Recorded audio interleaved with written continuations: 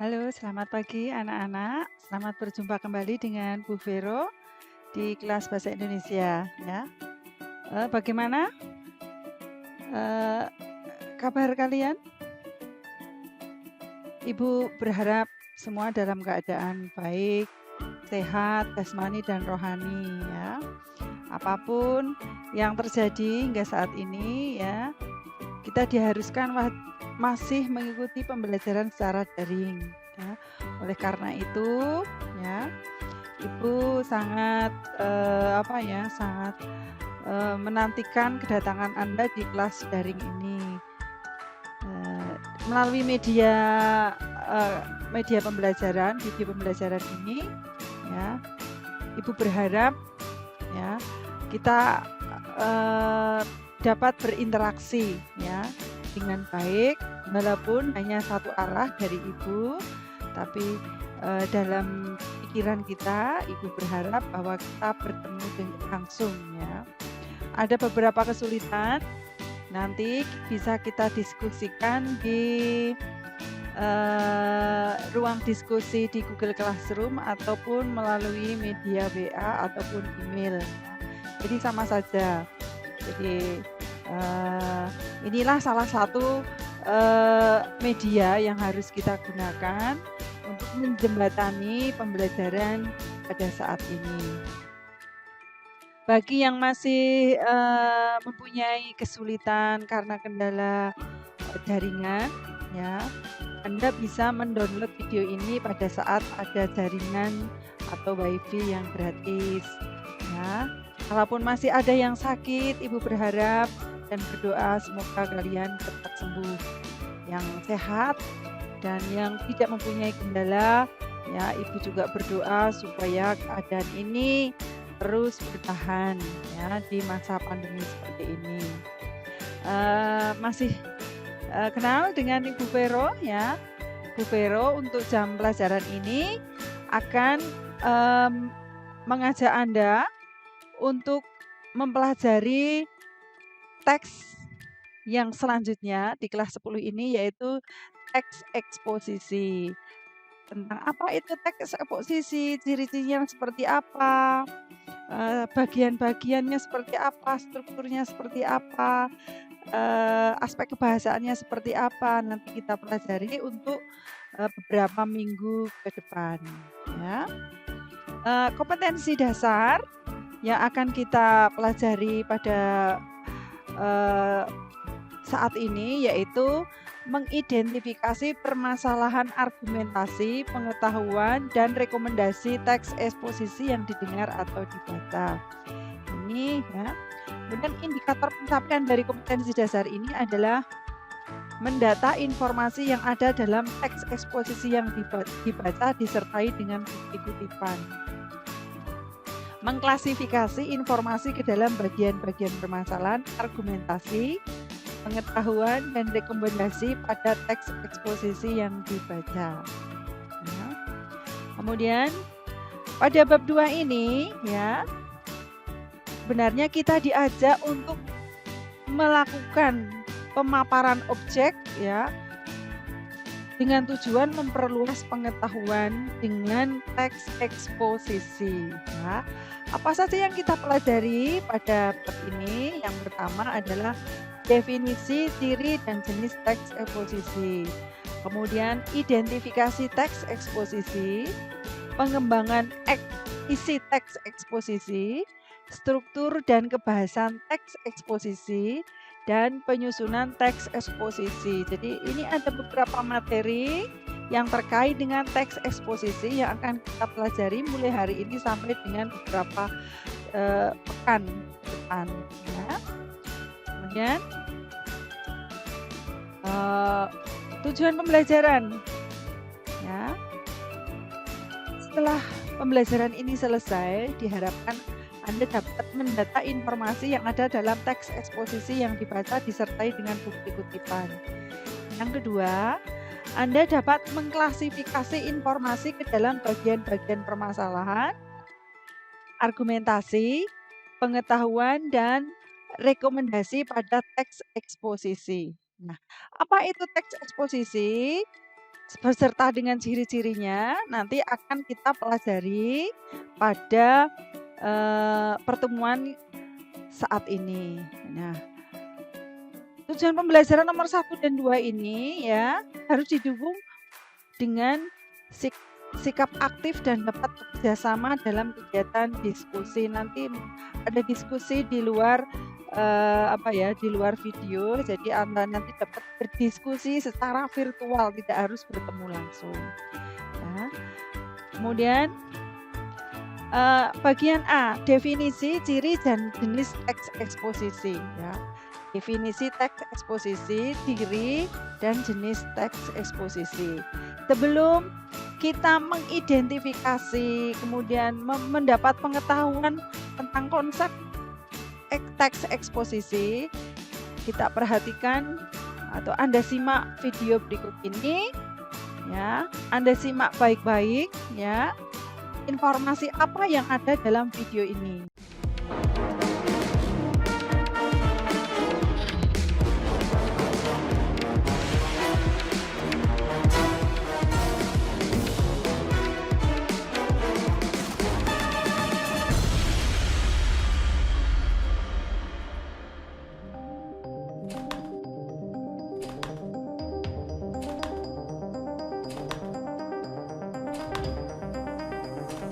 Bicara tentang sampah memang menjadi topik mutlak yang telah menjadi masalah di negara ini. Kisah Rich Horner ketika merekam pengalamannya di Bali yang dipenuhi sampah plastik pun menjadi bukti bahwa sampah masih menjadi faktor utama penyebab kerusakan alam Indonesia.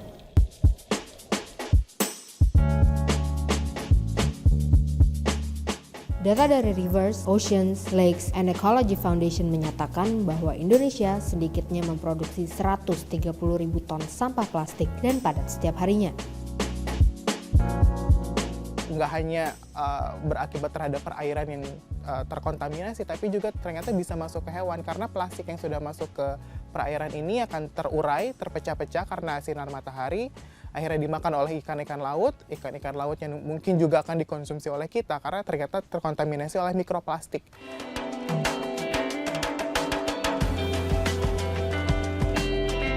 Ya iyalah, pasti setuju. Kalau setiap hari nggak dibatasi, nanti lama-lama buminya kayak tumpuk sama sampah plastik. Sampah plastik itu paling sulit untuk diurai. Dan kita tahu bahwa di lautan itu ada sampah plastik yang jadi kayak pulau. Itu kan udah bahaya banget gitu kan buat masa depan dan segala macamnya. Yang paling mengejutkan, faktanya Indonesia menjadi negara kedua penyumbang sampah plastik terbanyak setelah Cina. Menurut data dari Dinas Lingkungan Hidup Pemerintah Provinsi DKI Jakarta dan Gerakan Indonesia Diet Kantong Plastik, Jakarta menyumbang 2,5 juta ton sampah setiap tahunnya. 370.000 tonnya merupakan sampah plastik. Udah banyak sih sekarang ada paper bag kan, terus ada kantong belanja juga. Bisa diganti dengan goodie bag, jadi kemana kalau memang orang yang suka belanja itu bisa bawa aja goodie bagnya. Plastik-plastik dari sampah-sampah kan bisa didaur ulang menjadi tas. Paling ya kertas plastik gitu sih kalau menurut saya. Dari masalah sampah plastik atau polusi plastik yang kami temui sehari-hari itu akhirnya kita berinisiatif memulai kampanye diet kantong plastik, di mana kampanye ini ingin mengajak masyarakat untuk mulai bijak dalam menggunakan kantong plastik. Kalau bisa nggak pakai kantong plastik sama sekali. Salah satu cara untuk mengurangi penggunaan kantong plastik adalah menggunakan kantong yang dapat didaur ulang kembali. Dengan begitu, setidaknya kita ikut serta meminimalisir sampah plastik yang ada di Indonesia. Yuk perangi sampah plastik demi Indonesia yang lebih baik.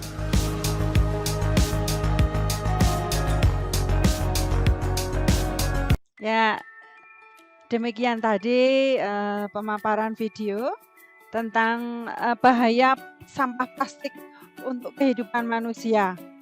Ya. Bagaimana?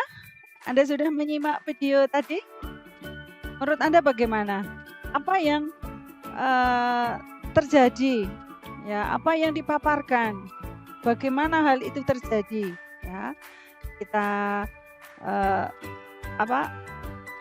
giring konsep kita dengan menjawab pertanyaan berikut ini.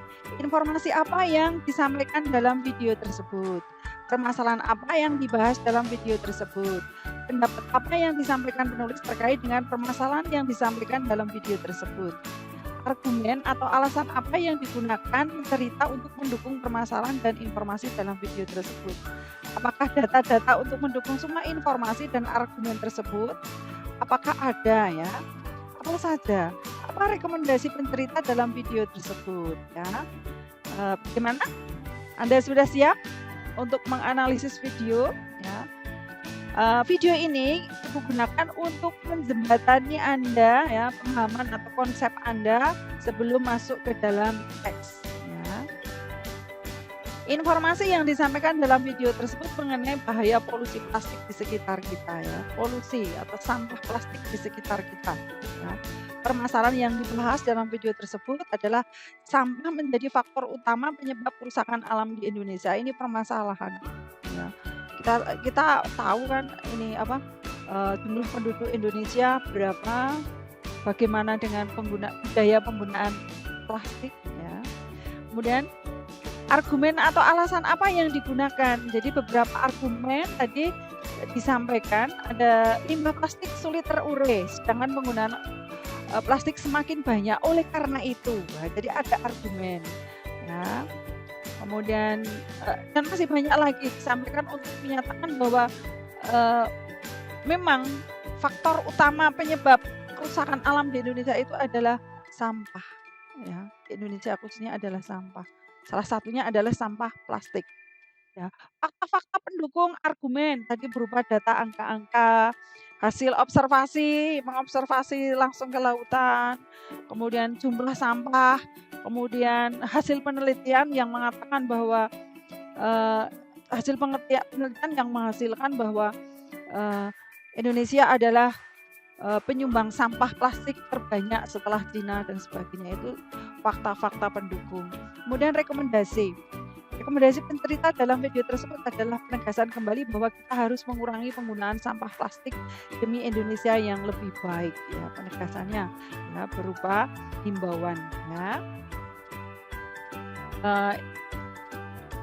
Sekarang kita menuju ke teks stop polusi plastik ya.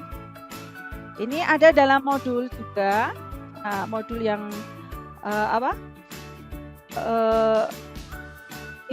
Ibu posting di Google Classroom, jadi bisa Anda lihat ya. Stop polusi plastik oleh Profesor Dr. Cahyono Agus, Guru Besar Fakultas Kehutanan UGM. Peringatan Hari Bumi Sedunia yang diperingati tanggal 22 April tahun 2018 ini bertemakan End Plastic Pollution. Pesannya, seluruh penghuni bumi diminta untuk ikut bertanggung jawab dan berkontribusi nyata pada kelestarian lingkungan hidup dengan mengakhiri polusi plastik. Polusi plastik adalah salah satu masalah rumit terbesar di dunia. Sekalipun dianggap praktis dan instan, namun membawa petaka bumi yang lebih hebat. Kodrat alam dalam kelangsungan siklus hidup di bumi terhambat dengan penggunaan sampah plastik karena sulit terurai bahkan membahayakan kehidupan. Ini dimulai dengan kalimat seperti ini dalam 2 paragraf, kemudian baru dilanjutkan dengan fakta-fakta ya dan sebagainya. Anda baca sendiri di modul ya, supaya nanti videonya tidak terlalu panjang. Langsung nanti latihan soal untuk mengidentifikasi informasi ya.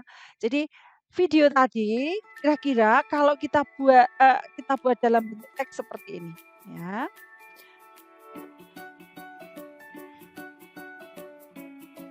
Oke ya. Mari kita berdiskusi. Bacalah teks stop polusi plastik dengan seksama ya. Identifikasikanlah permasalahan, argumentasi, pengetahuan dan rekomendasi yang terdapat dalam teks tersebut. Buatlah tabel seperti ini. Jadi nanti Anda kerjakan ya sesuai dengan daftar pertanyaan yang sudah Ibu berikan seperti ini ya. Dari hasil ya, dari hasil diskusi ya, nanti Anda akan mendapatkan pengetahuan tentang konsep ya, konsep tentang apa? Tentang sampah plastik itu seperti apa ya. Bahayanya bagi manusia seperti apa ya. Mana tadi teksnya? Oke ya. Kita ulangi lagi, kita analisis. Oke, sudah siap? Kita analisis. Ya, kita analisis stop sampah plastik, stop polusi sampah plastik. Kita analisisnya seperti apa? Nah, kita buka kembali. Oke. Kita buka kembali teks kita analisis ya. Hasil analisisnya adalah sebagai berikut ya. Contoh analisis. Indikatornya mendata informasi yang ada dalam teks eksposisi yang dibaca dengan disertai bukti kutipan. Ya, datalah informasi yang ada dalam teks eksposisi berjudul Stop Polusi Plastik dengan disertakan pula bukti kutipan yang mendukung. Yang kedua, mengklasifikasi informasi ke dalam bagian permasalahan, argumentasi, pengetahuan, dan rekomendasi. Ya, klasifikasikanlah informasi dan sebagainya, maka akan didapatkan tabel seperti ini. Ya. Paragraf 1. Peringatan Hari Bumi Sedunia yang diperingati tanggal 22 April bertemakan ini isu amal. Isu itu apa? Isu itu adalah fenomena yang menjadi permasalahan. Ya. Ada peringatan Hari Bumi. Ada sesuatu yang diperingati, pasti ada sesuatu yang fenomenal dan luar biasa. Kemudian yang kedua, penghuni bumi diminta berkontribusi menjaga ya, dalam acara ini ya, penghuni bumi diminta untuk ya.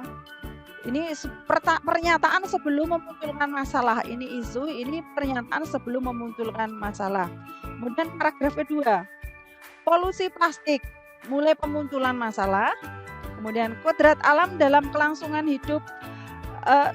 siklus hidup di bumi terhambat dengan penggunaan plastik karena sulit terurai bahkan membahayakan kehidupan. Efek dari permasalahan. Nah, bab 1 dan 2 ini kita klasifikasikan menjadi permasalahan dalam teks tersebut. Kemudian paragraf 3, menurut BBC saat ini 9,1 miliar ton plastik telah diproduksi menghasilkan 6,9 miliar ton sampah plastik. Pendapat berupa data. Ini pendapat menurut BBC ini adalah opini. Tapi di dalam opini ini disebut dengan fakta. Opini itu pendapat. Nah, ini fakta. Ya, kemudian tahun 2020 nanti jika tanpa upaya perbaikan struktur, sistem dan sungguh-sungguh diperkirakan menghasilkan limbah sebanyak pendapat berupa akibat yang timbul sesuai dengan data ini ya. Ini argumentasi yang disampaikan terkait dengan permasalahan ini. Nah, kemudian nomor 7, NOAA menyebutkan 1 botol minuman plastik baru dapat terdegradasi. Pendapat dari instansi ya. Ini argumentasi bahaya plastik bagi kodrat alam akibat dari polusi plastik. Ya. Kemudian paragraf kelima, polusi plastik diketahui akan merusak kelainan sistem kromosom dan reproduksi, gangguan fungsi otak dan saraf, kanker, kerusakan sistem kardiovaskuler, diabetes, pubertas dini, obesitas, dan resistensi terhadap kemoterapi. Bahaya plastik, pendapat berupa fakta. Ya. Banyak plastik mengandung ya phthalates dan BPA, kandungan plastik yang dapat membahayakan kesehatan. Ya. Ini argumentasi terkait permasalahan bahaya sampah plastik untuk kelangsungan hidup ya. Keenam, pengetahuan yang kita dapatkan jejak polusi plastik harus dikurangi dengan drastis melalui program aksi 5R ya. Artinya mengurangi, menolak, menggunakan kembali, mendaur ulang dan menghapus. Adaan untuk mengurangi polusi plastik dengan 5R ya. Pengetahuan bagaimana langkah yang bisa dilakukan dalam mengurangi polusi plastik. Pengetahuan berupa solusi ya. Identifikasi pengetahuan yang ada dalam teks ini. Kemudian paragraf 7 ya, bahwa perlu kesadaran dan tanggung jawab penghuni bumi ini untuk kontribusi secara nyata dalam mengakhiri jejak polusi plastik. Rekomendasi 1 yang ditawarkan untuk permasalahan polusi plastik. Kemudian pemberdayaan pengelolaan lingkungan terpadu pada masyarakat mampu memberi wawasan yang cerdas, luas, mendalam dan futuristik. Futuristik itu berpikir ke depan. Rekomendasi kedua yang ditawarkan untuk permasalahan polusi plastik ya. Jadi ini rekomendasi ya, rekomendasi. Ada 2 rekomendasi sebagai paragraf penutup ya. Jadi ini identifikasinya seperti ini. Informasinya ini, klasifikasinya ini. Gimana? Sudah paham? Ya, sudah paham? Oke, ya, Ibu lanjutkan ya. Setelah kita menganalisis teks, maka kita akan mendapatkan konsep bahwa permasalahan itu apa. Permasalahan adalah hal atau masalah yang dibahas dalam teks eksposisi. Jadi, ada isu, ada peristiwa, beberapa peristiwa, maka timbullah permasalahan. Jadi di dunia ini, di bumi ini selalu ada permasalahan karena apa? Kesenjangan antara harapan dan kenyataan. Ya. Jika harapan sesuai dengan kenyataan, maka tidak menimbulkan masalah. Ya. Menjadi permasalahan ketika harapan tidak sesuai dengan kenyataan. Harapannya bahwa di bumi itu tidak ada sampah yang mengganggu kehidupan.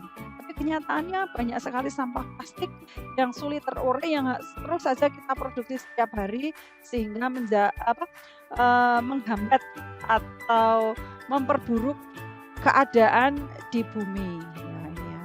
Kemudian argumentasi itu apa? Alasan yang dapat digunakan untuk memperkuat atau menolak suatu pendapat. Jadi permasalahan yang ada tadi, posisi penulis pendapatnya seperti apa? Ya, pendapatnya bahwa stop sampah plastik. Penggunaan sampah plastik harus dihentikan, dikurangi. Diet itu tidak harus makanan ya. Diet penggunaan sampah pun harus sekarang ini ya. Maka pendapat seperti ini harus disertai dengan alasan yang kuat. Alasan argumentasi disampaikan dengan pola hubungan sebab akibat ya. Kemudian pengetahuan itu apa? Kegiatan yang bersifat mengembangkan atau menambah kesempurnaan, perspektif activity ya, pendorong evolusi baik di diri subjek maupun di dalam objek. Pengetahuan, sudah ada permasalahan, ada pendapat, ada alasan, muncullah pengetahuan ya. Maka muncullah pengetahuan. Setelah itu rekomendasi, saran yang menganjurkan, membenarkan atau menguatkan pendapat kita ya. Kemudian ini tadi analisisnya sudah kita bahas ya. Teks eksposisi itu sendiri apa ya? Ternyata dari hasil analisis teks kemudian hasil penyimpanan video, kita dapat menyimpulkan bahwa teks eksposisi merupakan teks yang berisi pengetahuan yang berfungsi memberikan informasi atau mengungkapkan gagasan atau mengusulkan sesuatu berdasarkan argumentasi yang kuat dari satu sisi argumentasi ya. Kemudian ciri teks eksposisi. Cirinya seperti apa? Gaya informasi berupa gagasan yang mengajak atau membujuk. Ya, penyampaian teksnya secara lugas dan menggunakan bahasa yang baku. Bersifat objektif. Lawan dari objektif apa? Subjektif. Jadi harus objektif ya, disertai dengan data. menjelaskan informasi pengetahuan. Penjelasannya disertai dengan data-data yang akurat. Bisa dilengkapi dengan penjelas tambahan seperti gambar, angka, grafik, statistik, atau bahkan sebagai ilustrasi. Fakta digunakan sebagai alat konkretasi dan kontribusi. Ya. Kalimat penutup ditandai dengan penegasan, bukan berupa ajakan atau permintaan dukungan. Jadi penegasan, ya, bukan berupa ajakan dan permintaan. Penegasan ulang dari apa yang kita sampaikan di awal, di bagian paragraf awal. Posisi kita di mana, gitu ya. Kemudian fungsi teks eksposisi. Fungsi ya, bukan fungsi. Fungsi teks eksposisi yakni menyampaikan informasi faktual tertentu agar menambah ilmu pengetahuan pembaca, sehingga dengan membaca teks, ya, pembaca akan mendapatkan pengetahuan secara rinci tentang suatu hal. Jadi menyampaikan informasi faktual tertentu agar menambah ilmu pengetahuan, sehingga dengan membaca teks pembaca mendapat pengetahuan secara rinci tentang suatu hal dan menjadi lebih kritis, ya, bagaimana menyikapi sampah plastik dan sebagainya, ya. Oke, sebagai bahan tambahan silahkan Anda baca di buku siswa yang sudah dibagikan, buku wajib ada ya, Anda baca tentang teks eksposisi, ya, tentang teks eksposisi. Kemudian ya, tentang teks eksposisi, ya. Kemudian Anda baca, kemudian Anda tanyakan kepada Ibu bagian mana yang masih kesulitan. Video ini sebagai pendukung, tapi tetap kita membaca buku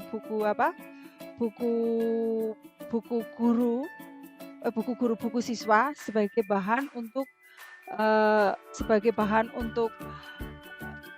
penambahan materi, penguasaan materi kita. Silahkan kita berdiskusi di kolom komentar Google Classroom kita. Kemudian kita diskusikan juga di grup WA kita, ya. Mudah-mudahan video ini bermanfaat untuk kita semua. Ibu berharap Anda jangan lupa presensi, ya, karena itu merupakan salah satu penilaian bahwa Anda menghadiri kelas virtual, ya. Demikian penjelasan dari Ibu, ada kesalahannya mohon maaf, ya. Tetap sehat, semangat, dan bahagia. Selamat pagi. Terima kasih.